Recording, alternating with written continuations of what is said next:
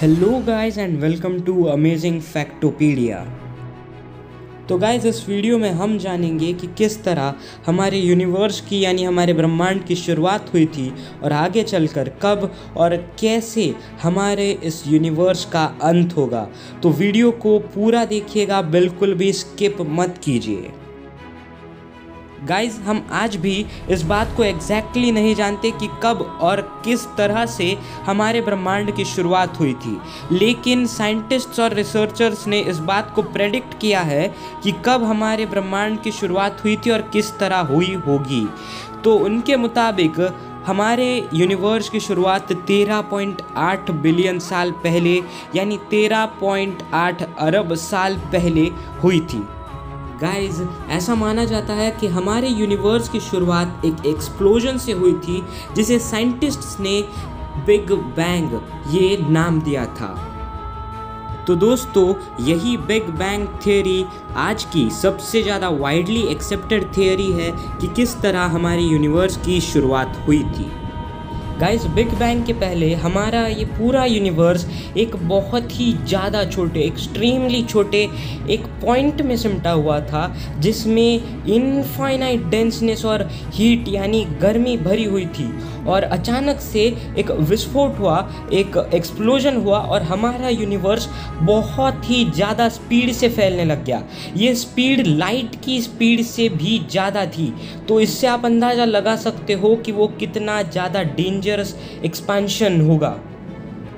दोस्तों इस पीरियड को कॉस्मिक इन्फ्लेशन कहा गया और ये पीरियड 1 सेकेंड से भी कम टाइम के लिए सीमित था। अगर स्पेसिफिकली बताऊँ तो ये 10⁻32 ऑफ अ सेकेंड्स मतलब इतना ज़्यादा कम टाइम के लिए था। ऐसा मानना है एक फिजिसिस्ट एलन गथ का, जिन्होंने 1980 में ये थियोरी दी थी।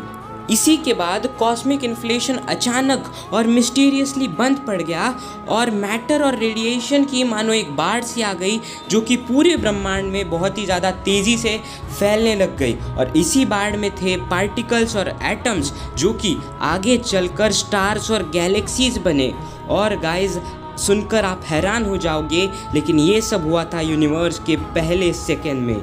गाइज इतनी सारी चीज़ें होने के बाद हमारे ब्रह्मांड का तापमान बहुत ही ज़्यादा बढ़ चुका था और ये 5.5 बिलियन सेल्सियस तक पहुंच चुका था। लेकिन इस वक्त में लाइट बिल्कुल भी नहीं थी।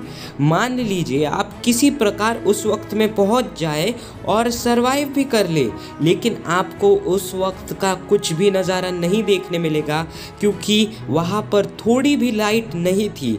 और ब्रह्मांड की शुरुआत के 3,80,000 साल बाद आखिरकार पहली बार लाइट आई, जिसे कॉस्मिक माइक्रोवेव बैकग्राउंड कहा गया।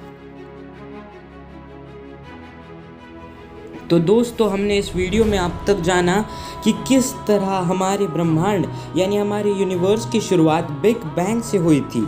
और अब हम ज़रा आगे चलते हैं और जानते हैं कि हमारे यूनिवर्स का जो पहला स्टार था वो कौन सा था और वो कब बना था। दोस्तों जो यूनिवर्स का पहला स्टार था वो बिग बैंग के करीब 100 मिलियन साल यानी 10 करोड़ साल बाद बना था और उसे नाम दिया गया HD 140283।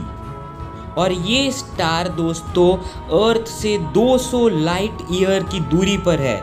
एक लाइट ईयर मतलब वो डिस्टेंस होता है जो लाइट पूरे साल में ट्रैवल करती है। और गाइज आगे चलकर इसी स्टार के आसपास यूनिवर्स की पहली गैलेक्सीज भी बनी। तो गाइज अब हम जानते हैं कि किस तरह और कब हमारा सन बना था। आज से करीब 4.5 बिलियन साल पहले एनर्जी की कुछ वेव स्पेस से ट्रैवल कर रही थी और उन्होंने अचानक कुछ क्लाउड्स को इस तरह प्रेस किया कि वो दोनों बहुत ज़्यादा पास आ गए और उनकी ग्रेविटी की वजह से वो कोलैप्स हो गए और ये इतने ज़्यादा फास्ट स्पिन करने लगे कि इनके ही स्पिन की वजह से ये एक डिस्क लाइक फ्लैट चपटा स्ट्रक्चर बन गया और इसे प्रोटोस्टार कहा गया। और यही हमारी सोलार सिस्टम के बनने का फर्स्ट स्टेप था। दोस्तों जो ये प्रोटोस्टार था वो हाइड्रोजन, हीलियम और कुछ स्टार्स के लेफ्टओवर से बना हुआ था। दोस्तों जो अर्ली प्रोटोस्टार था वो केवल और केवल एक हाइड्रोजन और हीलियम का बॉल था जिसमें कुछ ज़्यादा पावर नहीं थी फ्यूजन की, और उसके सैकड़ों सालों बाद हाइड्रोजन का फ्यूजन हुआ और उसके बाद एक एक्सप्लोजन हुआ बड़ा सा, जिसके कारण हमें हमारा सन मिल गया और इसके बाद हमारी सोलर सिस्टम के बाकी सारे प्लैनेट्स धीरे धीरे बनने लगे। तो दोस्तों अब हम जानेंगे कि किस तरह हमारी पृथ्वी यानी हमारी अर्थ का निर्माण हुआ था। दोस्तों हमारी धरती उस पथरीले और भारी भरकम मटेरियल से बनी है जो कि सन के फॉर्मेशन के बाद बचा था। धरती के फॉर्मेशन के बाद यहाँ का तापमान बहुत ज़्यादा बढ़ गया था और यह हर वक्त 200 डिग्री सेल्सियस से ज़्यादा ही रहता था। करोड़ों सालों बाद यह तापमान कम हुआ और तब जाके बैक्टीरियाज थे जो कि आज से करीब 2 बिलियन साल पहले अर्थ पर पाए गए थे। उस समय अर्थ पर ऑक्सीजन ना के बराबर था, लेकिन क्योंकि ये बैक्टीरियाज अनएरोबिक रेस्पिरेशन कर सकते हैं यानी बिना ऑक्सीजन के रेस्पिरेशन कर सकते हैं, वो अर्थ पर सरवाइव कर सके। और दोस्तों जो मॉस नाम का पौधा है जो कि आजकल बहुत ही ज़्यादा कॉमन है, वो दुनिया का पहला पौधा था जिसके फॉसिल्स हमें करीब 400 मिलियन साल पहले के मिलते हैं। दोस्तों जो हमारे धरती का सबसे पहला प्राणी था उसका नाम है कॉम्ब जेली, जो कि आज से करीब 400 से 500 मिलियन साल पहले पाए जाते थे, लेकिन अब वो एक्सटिंक्ट हो चुके हैं। तो दोस्तों अब हम जानते हैं कि किस तरह हमारी पृथ्वी ख़त्म होने वाली है। दोस्तों आज से करीब 5.5 बिलियन साल बाद हमारी धरती का अंत होने वाला है और इसी के साथ साथ सन का भी एंड हो जाएगा। असल में सन के एंड की वजह से ही हमारी धरती भी पूरी तरह से ख़त्म हो जाएगी। दोस्तों जैसा कि मैंने आपको इसी वीडियो में पहले बताया था कि सन के अंदर हाइड्रोजन और हीलियम का फ्यूजन होते रहता है जिस कारण उसे पावर मिलती है, लेकिन आगे चलकर वहाँ का हाइड्रोजन पूरी तरह से ख़त्म हो जाएगा और बचेगा सिर्फ हीलियम। धीरे धीरे वहाँ का सारा हीलियम ख़त्म हो जाएगा और फ्यूजन की पावर ही नहीं रहेगी, और इसी कारण जो ग्रेविटी का फोर्स है उसे कोई भी फोर्स अपोज नहीं कर पाएगा, और इसी वजह से सन की ग्रेविटी सोलर सिस्टम के सारे प्लैनेट्स को निगल लेगी और खुद भी सन तबाह हो जाएगा खुद की ही ग्रेविटी की वजह से। और दोस्तों इसी तरह हमारी धरती, हमारा सोलर सिस्टम और हमारे सन सब का अंत हो जाएगा। तो दोस्तों जितनी भी गैलेक्सीज मिल्की वे के पास है, अब हम उनके बारे में जानते हैं कि उनका आगे चलकर क्या होगा। तो वो सारी गैलेक्सीज आज के पोजीशन से बहुत ही ज़्यादा दूर चली गई होंगी और हम उन्हें आज कितना भी पावरफुल टेलीस्कोप क्यों ना हो देख नहीं पाएंगे बिल्कुल भी। तो दोस्तों जैसा कि इस वीडियो में मैंने आपको पहले बताया था कि सन के फॉर्मेशन के लिए क्लाउड्स की ज़रूरत थी और बाकी सारे जितने भी स्टार्स हैं उनके फॉर्मेशन के लिए क्लाउड्स बहुत ही ज़्यादा ज़रूरी है, लेकिन आज से करीब 1 ट्रिलियन साल बाद ये क्लाउड्स बनना बंद हो जाएंगे और कोई भी स्टार नहीं बन पाएगा आगे चलकर।